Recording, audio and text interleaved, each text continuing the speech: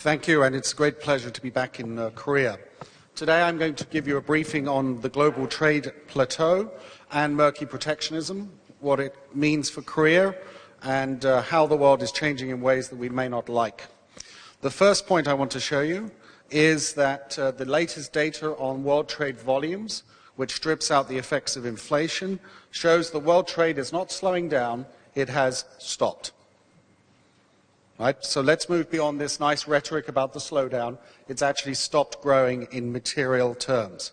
And this type of slowdown is unusual in length outside of a recession. In other words, ladies and gentlemen, we have a problem. We have a serious problem. Secondly, as my colleague Douglas Irwin showed, if you actually count the number of trade distortions which have been implemented and you measure them in a comparative way, looking across years, what we can see is a huge acceleration in the number of trade distortions implemented since 2012. What this chart shows you is the number of trade distortions found in the first 8 months of a year. As we keep collecting data after that time, the number goes up. So you can see here in 2009, by August 2009, we'd found 100 trade distortions. Now we have worldwide documented over 900 trade distortions. You can see that there's a substantial uptick over time as we report more and more about protectionism. So we have a protectionism problem.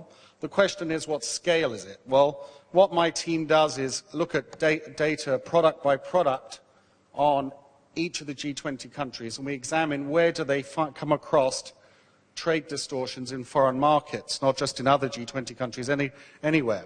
And we reproduce that analysis for Korea here, for different types of trade barriers.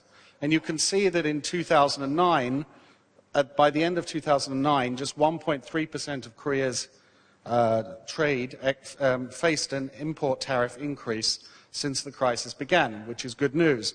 Unfortunately, by 2015, that number had grown to nearly 17%. This data takes account of when measures are phased out, not just when they're put in place. So there's no problem there. You can see overall that now, by the end of 2015, 97% of Korean exports face some type of trade distortion in an overseas market. 97%, ladies and gentlemen. This is not some trivial number. This is a large number. When you look at the different types of trade policy measures that distortions which Korean firms are facing, they're facing localization requirements in foreign markets, binational public procurement provisions like Buy America. They're facing competition with bailed out firms in their own home markets. And most importantly of all, they're facing competition from firms which have been subsidized in their exports or financially motivated to export, normally through tax incentives. There are several countries which are principally responsible for this. They are Brazil, India, and China, with China being the most important given its size in the world economy. To see that, look at this chart.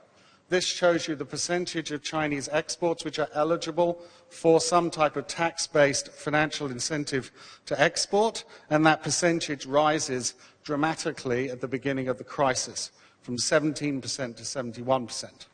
Only now is the United States taking China to the WTO to tackle these problems. As I said, Brazil and India have similar such challenges as well. So the problem, ladies and gentlemen, in terms of protectionism, or in terms of trade distortions, is not really on the import side, it's on the export side. It's on governments trying to steal market share for their exporters away from other countries. Now, at a time when you've got zero world trade growth, this amounts to a very much zero-sum logic and zero-sum behavior, and that's why I take a particularly pessimistic view about the prospects for the near term. So we can see what the big problem is, and I want to add that China, India, and Brazil are not the only countries which have export incentives. There are a number of countries with very creative export financing schemes and alike, and Korea is one of them. So there's plenty of blame to go around. But the action to worry about is on the export side. Now, you might think, well, does any of this matter? I would say yes, because business has already begun to notice. You may have seen the statement by the CEO of GE in May of this year, where he used language which one doesn't normally hear. In the face of a protectionist global environment, companies must navigate the world on their own. That is, they've given up on governments to fix trade problems. They've decided to act independently. And how is GE going to act? We will localize. A localization strategy can't be shut down by protectionist politics. So, ladies and gentlemen, if one of the biggest multinationals in the world economy is deciding to change its strategy, you should sit up and listen. This is not just an academic coming here and telling you this. This was the CEO of GE who went public about this, and I can show you dozens of other companies who have undertaken localization strategies with all of this in mind. So the world is changing. The question is, are you changing fast enough with it? So this is, I think, the first piece of evidence that on the ground business is moving. And this is why I am not sanguine at all. Then when you start looking at the evidence, well, we have started to do econometric analyses of the impact of these different export incentives. And what we find is that they eat away at the export growth of countries that do not subsidize their exports very generously. Now, we have done analyses of the least developed countries and now of the members of the European Union.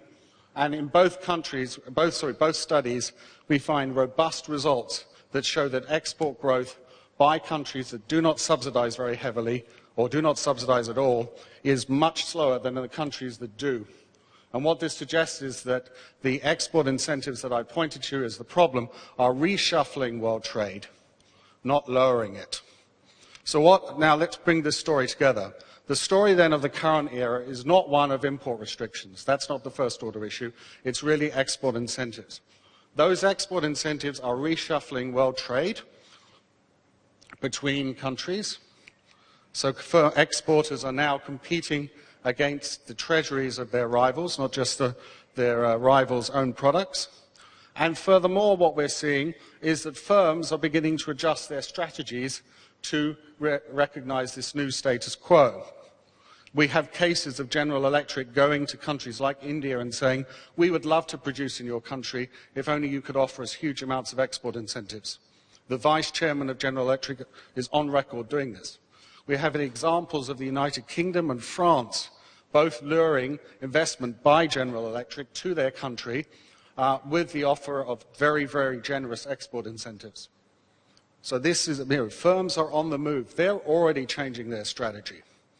And what we need is the policy world.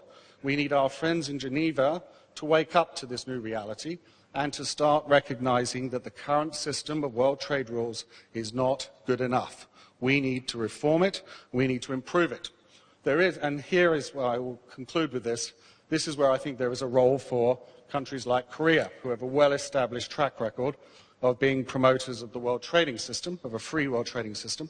Korea needs to join forces with the other small and medium-sized countries which export aggressively around the world, and they need to form a Friends of World Trade group which are going to start tackling these 21st century trade distortions. Not the distortions of the 20th century, the 21st century. And what we need, as the Minister said earlier, is more facts, more analysis of the impacts of these particular distortions, and then we need courageous diplomats to put on the table trade disciplines which will help curb this scourge that we're seeing in the world trading system. There is a very positive precedent here. When we saw the spread of voluntary export restraints in the 1980s, it was a group of Latin American countries came together and argued that the next round of trade negotiations, the Uruguay round, should tackle these particular export restraints. That group of Latin American countries prevailed, and the issue was tackled in the Uruguay round, and ultimately VERs were banned.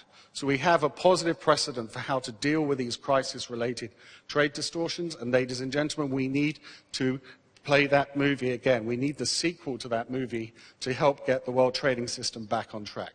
Thank you very much.